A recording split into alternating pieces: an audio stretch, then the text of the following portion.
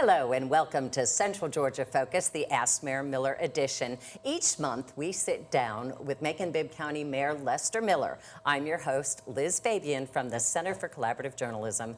Thank you so much for joining us again, Mr. Mayor. Now we're sitting down with just a few days remaining in the Georgia General Assembly. So how's the session going from your perspective? It's been a very interesting session this time. I think obviously there's a lot of bills in the state. Some of those affect Macon-Bibb County, some of them do not. I think our local legislation has gone through both the House and the Senate, so I think we're in good shape on that. Be ratified here in the next couple of days. And that's on the senior citizen property tax exemption? Right, the senior exemption. And I think Representative Tangi Herring carried that bill very well, actually, through the House, and she's one of the few Democrats that got something done in the Senate. So we're very pleased with her and all those that sponsored that with her. So we look forward to putting that on a referendum for this year, assuming the governor is going to sign it, and I think he certainly will do that. So we're excited about that. We're still watching some other things through the legislature concerning some homestead exemption taxes. So we're eagerly wait to see what kind of bill they put up, and it's probably going to be the last day of session, which could substantially affect the way we do property taxes in the state of Georgia. Anything on the speed camera legislation, has that been changed at all? Are we going to continue with the status quo? Well, I think they are working on that. I think it was House Bill 651 that's dealing with a possible referendum. So it's in the Senate right now. They passed something out that may come back to the House. But once again, I think we'll be waiting on the last day to see what passes there. And like I've always said, whatever the state wants to do on that law, Macon-Bibb County will follow suit on that. So we'll just wait to see what happens. And the historic tax credit bill increase passed. How important was that to Macon's revitalization? Very substantial. As many of you know, that we use, we're one of the top users of those tax credits in the state of Georgia, and a lot of our revitalization in the downtown area comes from the tax credits, and a lot of the growth that we had in our digest comes from that. So we're so excited. The Chamber, Newtown, everyone, Historic Macon, all came together with local folks and really let the legislators know how important it was to us, and it went pretty well in Atlanta for that. So we're very satisfied with that. The county recently had groundbreakings, it was groundbreakings at Pleasant Hill for the new landing complex and also the new health clinic in Unionville. Can you tell us a little bit about those projects? Sure, I'll take those in reverse order. First of all, we started the day with a clean slate over on Pansy, and that's a project that's been a long time coming. We've been working together with Dr. Henry Ficklin, and of course, Congressman Sanford Bishop is a big part of that, and some ARPA funds that we had. So long story short, there's 3 medical students came to see me in my first year in office with a possibility of a plan there to get more health care and more credit for them as well. So it's kind of a dual situation there, and we were able to get some substantial funding over on Pansy and Unionville to provide no-cost treatment there for people in the neighborhoods, but also some good quality credits there. But the people in the neighborhood can see folks that look like them doing that type of work. So it's very, very, very good project. And of course, on Pleasant Hill, it's a project we've been working on a couple of years. It's actually an idea that I had in the very beginning. I saw the old school falling in over there, people stealing things over there. So we worked out a nice deal on that school property, the old Progressive Academy that was there and the charter school that was there. It's a clean slate now. Sheridan's beginning to work on that project, and it's going to be out of the ground and open for business next year. And we're very excited about that. 64 new residences, along with some other things the county's doing on that same piece of property there. I see the Macon Melody followed up on the Macon Newsroom's look at the Community Enhancement Authority there in Pleasant Hill that still hasn't accounted for the millions of dollars that pass through it. Have you heard anything about the future of that organization? Not really. We had only one appointment to that board, and the previous mayor, Rickard, he appointed a gentleman there for that time when he was there. Of course, they don't do the Booker T. Washington anymore. They don't do the Little Richard House anymore. So there's not a lot going on there. Somewhere, somehow, someone needs to do the audit to account for all that money, and I hope somebody at the higher up does that. I've seen some articles on that as well, but there's really been pretty stagnant. It's kind of frustrating to go through that neighborhood and looking at all the work that we're doing there to look at an organization that hasn't really kept up their end of the bargain there. Some of those houses that were built for substantial money are now boarded up, so there's a concern for that. So we hope that they have some investigative reporters that actually will finish the job and see what's going on there. If not, perhaps some state officials will jump in to help out there. Of course, since the close of the legislative session is just around the corner, that means that the campaign season really picks up for the election season. Now, y'all had a special called meeting of the Macon-Bibb County Commission to set the stage for the special election for Macon Water Authority District 2, and there was some confusion about that process. Can you explain it? I don't know if there's any confusion. You may have some people who don't know the law and don't understand it. First of all, it's automatic. When somebody resigns in that position with so much time on there, it must be held at the next election, if at all possible. Sometimes somebody may resign such late and you may not be able to do it. So that next general election for nonpartisan races is May the 19th. It automatically happens. We don't have to get any permission from anybody, but as soon as that became vacant, we had to set the qualifying fees for that, and then the Board of Elections has to call that election. There were some time restraints that we had to meet because of the military. You have to get the ballots out to the military, and we want to make sure that we had all the ballots, all the people that are running for office on the same ballot. As you recall, a couple of years ago, when Gary Bechtel was running for that seat over there at state, and Valerie Wynn ran for his seat that was unfilled, we had to have two separate elections at the same time, which means I would have to go vote for this election for whatever's on that ballot, and I have to clock in again right beside it with another machine and vote for that. That's real complicated for people, and it's also expensive. We didn't have enough machines. So we were forced to call a call meeting, as well as the Board of Elections to do a call meeting at the same, basically the same day to get those deadlines met. Great to say that 4 people have entered that race, and before the time expired, and we'll have early voting coming up on that at the same time as all the other elections. So it should be painless for everybody. And since we last met, too, there's been a discussion about shifting code enforcement into public safety, which y'all did. And again, there was a lot of discussion about that around the horseshoe. So can you explain what that was all about? Yeah, I don't know what all the people need explanation about. Is they have no more powers today than they had the day before we did that bill. Quite honestly, code enforcement is a part of our public safety. We just didn't make that formal. One thing we had is that there's certain equipment and technology that you need, and we need to purchase for that department to do their job. And a lot of times they don't sell that to only people that have public safety staff. And of course, we needed to have that to make that happen. Plus, code enforcement has picked up some new jobs, additional jobs and responsibilities based on helping the sheriff so they can have better response times and better use of their resources. So they were able to take on some additional jobs, but to do that, you got to have the body cams, you got to make sure you have the proper training and go through all those things. It's certainly not a new police department for the mayor of Macon-Bibb County. It certainly did not have to go through the charter. People were misunderstood about that. It does allow them to tap into some benefits like the incentive that if you're there for 10 years, then of course you're eligible for incentive. I think we may have 5 deputies there that will do. But the bottom line is most of these code enforcement officers were sheriff deputies anyway at some point in time, whether it's in Macon-Bibb County or somewhere else, or police department or military. But they still need the training, and we need to make sure that we dot our I's and cross our T's. Or I guess that's how it goes. So I think that it's a little bit, people try to read more into it than what it really is. And of course, public safety encompasses fire, the sheriff's office, EMA, and now code enforcement, so they're all eligible for those benefits. Now, Bob Fenimore asks, where are all the traffic officers? He says he sees them working traffic at churches and for funeral details, but not catching the folks going through the red lights or making illegal turns. Well, that's a good question. I think recently the sheriff has put together a new unit, and he's working on that now, and he'll be making some requests from Macon-Bibb County to go back to a type of traffic division. So you'll see more cars roll out there with lights and sirens and all that good stuff, and hopefully people will obey the law. I mean, really, if people would simply obey the law, we wouldn't need all this additional equipment and officers, but that's part of it. I think, we're going to see some additional exposure there for officers in the very near future. We're waiting on the SPLOST to pass to buy some equipment there. So I think he'll get his wish, and all I can say is be careful what you ask for, because we're going to follow the law. I hope we get better response time. That's what it's all about, getting there quicker and doing your job, and I think that's what the sheriff's working on, and we're going to play our part in it, within what our resources will allow us to do. Now, our JPB partner, Grant Blankenship, has submitted open records requests for the information from the January point-in-time count for the unhoused folks.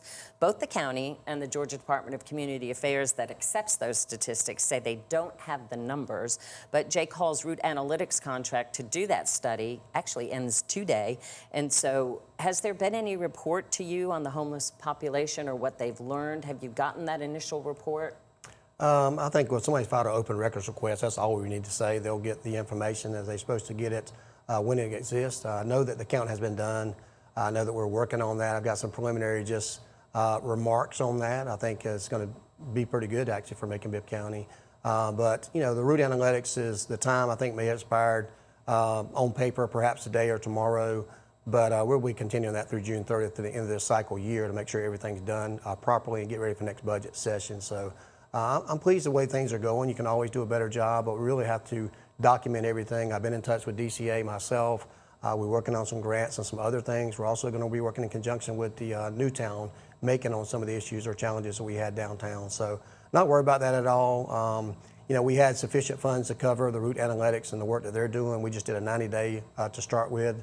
But we'll pretty much just amend that because we had the funding for that for a few more months. So we'll be ready to go next budget season, and we'll get all that documentation in just as soon as it's available. Yeah, because I thought that there was supposed to be some sort of report midway through, and I don't think anything's been reported yet because we haven't been able to get anything from the open records request. And we had multiple people email us this time about issues concerning the unhoused. Nancy Brandon Kelly's concerned about Spring Street and Gray Highway, says there's a whole shopping center too on Emory Highway with windows smashed out and boarded up, and we've seen broken storefronts in downtown. So what really can be done about all of that? Well, I mean, if someone's violating the law, that's what you have a sheriff's department for, right? So there's your answer. This is not a new problem. We know what's going on. The Spring Street, I think, is always going to be a challenge until the interstate project is complete. We expect that to be done by the end of this year, at least the downtown portion, so we can better secure that, better secure the trails and those types of things. It's really difficult to work around those large construction projects to try to keep everything open. And at the same time, if you go in there to do the encampments like we do, the resources and then removal, those folks are going to go somewhere, and you don't want them to run toward the issues that we have there. So Spring Street's going to get much better. I keep saying that. It is going to get better. I'm convinced that our unhoused and unsheltered are actually down, and we're making progress on that. You just see them more readily now. And I think when we have our expansion of the jail that's coming up in the very near future, you'll see a lot of that getting addressed through some things we got going on there as well to make sure they have the proper treatment they need, a proper place they can go to, and be able to expedite the process of them getting the help that they need. So I know it's a slow process. People just have to stay with us. We have to make sure we follow the law too, right? We just can't go out there, start arresting people violating their rights. They have rights as well, and we need to make sure that we observe those rights. And we're going to help the people we can help, and those that are more chronic, we have some long, standing things we have to do on that, and we're seeking input from lots of sources. The vandalism is one thing. J.T. Allagood said that at that Spring Street exit, a lot of people are coming through town, like either going to Athens or going toward the beach on 16, and they see that public urination or the drug use. And is there anything new? I know we had talked last year about possibly having more tools in terms of getting people to forcibly get help. Well, I don't know about forcibly get help. You have to be careful with those types of things. But I will say that one of the things we talked about with code enforcement is making sure that they have the public safety delegation. That designation there that they have will allow them to more tools in the tool belt, more enforcement that they can do. There's a state law which deals with what you can do on right-of-ways, and of course we have our local ordinances. So depending on where the folks that are unhoused at, we have a different kind of procedure we have to go through. But there's a policy and process for everything. I don't like getting off the interstate too and seeing 4 or 5 people holding signs or people sleeping. But guess what? I see it when I go to Savannah. I see it when I go to Atlanta. People still go there. They shop there. They realize these are human beings, and it's a work in progress. So we're going to keep working as well as we can. We also will take any solutions that people out there have. If they have a place that they want to bring somebody to their house, certainly we can provide them a nice, stable housing there as well. But right now we're doing the best job we can with the resources we have. I am happy that some conversations that we had with the state and the governor's office has paid off in their budget this year. We're going to have some mental hospitals that are bad, and I think that's going to help a lot with the situation. One's not going to do it. 2 or 3 will certainly help out, and we're hopeful that things can change in the future on that area. Now, Amanda and James Upshaw, they regularly pick up trash along Nottingham Drive. I mean, every day, and it's comebacks every day. They want to know what's happening on the multi-million-dollar Okmulgee Heritage Trail, too, because there are tents set up right along the walkway. Do you know, once construction's done, are there some sort of plans for that? Yeah, just like I mentioned earlier, is that there's a process. Certainly, we kind of set up our own little policies on what we want to do to strategically take care of the folks that need the help. And one of those things means we have a couple of, usually a week or 2 of resource. We go out there, we visit them, we educate them, let them know where they can place their stuff at, give them any resources, point them to some things or places they can go to get housing or other type of addiction help that they have. And certainly right now, while the interstate is there, I mean, people keep talking about that, but I can't snap my fingers and make sure the interstate is just done. Right. It's not an excuse. It's real. When you've got lots of beams and concrete and lots of machinery out there, have to be very careful what you do. And like I said, it'll be clear. Our code enforcement is going to be riding that on a regular time basis once that takes care of this year. So like I said, I'm very hopeful that we're going to take care of those issues in the very near future. We've got a plan. We're following through with that plan, but we also must follow the law. And yes, for solutions, Mina Dean said, can nonviolent county prisoners or inmates be put to work picking up the trash and even mowing rights of way? Barry Robertson agrees, but he went a little further, said that work detail should be done in all kinds of weather, like sleet and snow and heat. But can we use work details anymore? Well, what these folks don't realize is we don't have inmates. We don't have a prison that is under our control. There's a state prison in Macon, and certainly if someone wanted to pay those folks to come work, possibly they could do that. But these are people that are waiting to go to trial. We're basically just holding those people, whether they're in there for probation hold, for violent felonies, for charges they can't get a bond on or can't make bond on. We can't go out and work these folks. We can't go out there and make them do anything. We're just basically providing a place for them to stay until their court case comes up. Now we do have some detail, like trustees that are over there. They do go out and do these types of work, but it's going to be way insufficient to make that happen. I know it makes people feel good to see people out there in prison uniforms working. I guess it just makes their heart tender or something. I don't know. People say it all the time. It costs more to have prison detail than it does to hire a person that's out there legitimately trying to feed their family, that's out doing right for business. The last thing you want to do is overpay just to get somebody that satisfaction of having somebody out there in a prison uniform, and you're taking the food out of the mouth of people who are trying to support their family that have these types of businesses. So we would rather do business with people that are out in the public paying their taxes and obeying the laws than to do some type of indentured servitude for people that are in jail. So, we don't have a prison here. There's the prison out on Fulton Mill Road out there. That's a separate state system correctional facility. All we have is a holding facility for people waiting to go to court, and you can't force labor on them, nor should we. And a lot of those folks haven't even got a bond, so they certainly don't need to be out there on work detail. And if it's my recollection, those state details haven't happened since COVID. I mean, I might be wrong, but I haven't seen any. Very, very few. And they're you have to pay about $250,000 just to book them for a period of time, over a period of time. And like I said, we don't need to put our good local people out of work for trying to hire inmates. Now, we've just wrapped up the Cherry Blossom Festival. Any thoughts to share about those 10 days? Oh, wow, amazing. I think we're going to set some records out there this year. We had 10 beautiful days of great weather. I ordered all that. I'll take full credit for there. Lots of great events, and I can't say enough about Stacy Moore and her staff doing their job. I appreciate all the queens and princesses and little Mr. and Mrs. being everywhere they're supposed to be on time. The Saturday and Sunday events were amazing as well. Never seen so many different tags from all across the state of Georgia and outside of Georgia in downtown Macon spending money.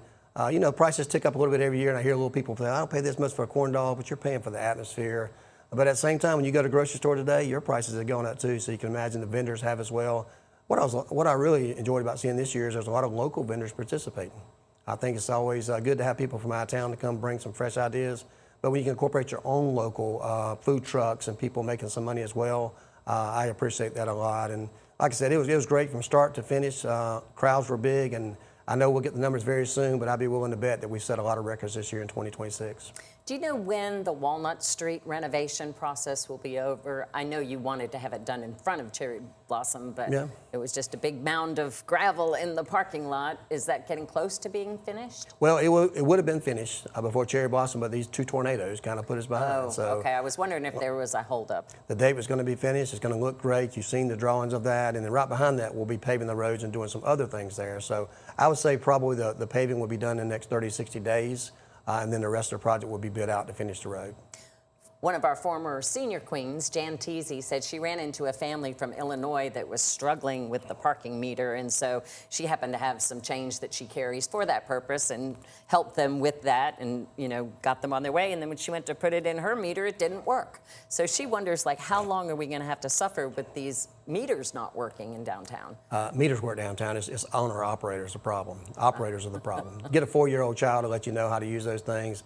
I'm not an expert. Well, sometimes you can't put any coins in. They're jammed or something. It's called an app, APP. Get an app on your phone, just like everybody's going to do, like where you go get your plane ride, your train ride. You're not doing pennies anymore, right? Pretty soon there may not be quarters or nickels or dime. Just come to 2026 with the rest of us. Get you an app on your phone. Hey, you can't just use that in Macon. You can go to Atlanta, you can go to Memphis, you can go to Savannah. All these places use that app. just like the Peach Pass when you go through Atlanta, and you can use them in Florida as well. Unfortunately, we got to grow a little bit as citizens ourselves, and it takes some getting used to, and I'll be the first to admit I'm not the best on technology myself, but you know, like I said, ask a 4 or 5-year-old, someone younger, you know, than ourselves. That's what grandchildren are for, right? That's right. They can take care of that. But the parkings are very good.